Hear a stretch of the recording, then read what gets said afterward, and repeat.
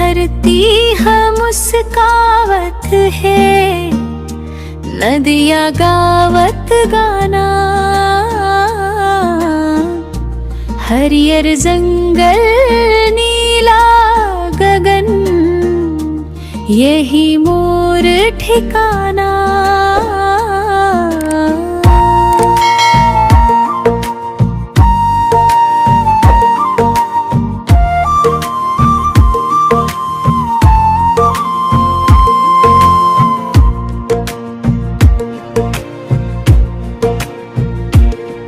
महुआ के महक हवा माँ घुल गे, कोयल गावत तान।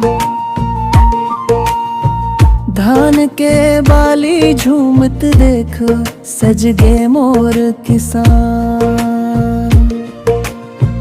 हर पापेरी शिवनाथ बोले, कल कर के धर कहानी। के दुनिया में नहीं मिले निशानी। ये मोर माटी के खुशबू,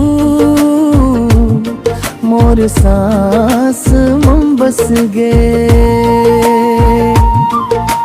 जंगल नदिया डोंगर री देख के, मन मोर हंस गे।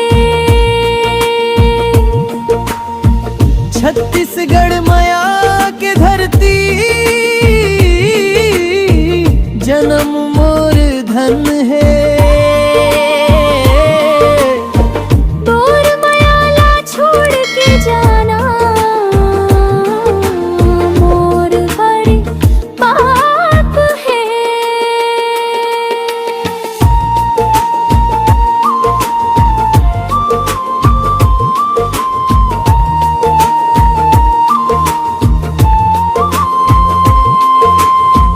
भोर बिहान के सूरज निकले, सोनहा रंग बिखेरे। चिरई चिर गुन संग संग गावत, खुशी मन ला घेरे। बरखा के धरती धोवे, हरियर सपना लावे। जे यहाँ के माया समझे, ओही सुख ला पावे। जल बचावो जंगल बचावो,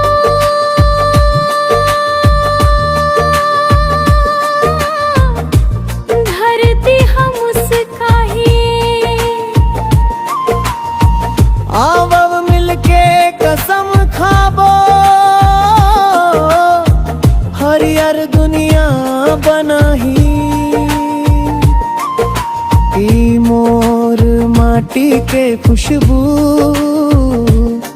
मोर पहचान आए। जन्म जन्म ले धरती, मोर भगवाया। छत्तीसगढ़ के माया गाथा, दुनिया भर गूंजे। यही मोर माटी के खुशबू, हर दिल में गूंजे। धरती माया अमर रहे, हरियर छत्तीसगढ़ अमर रहे।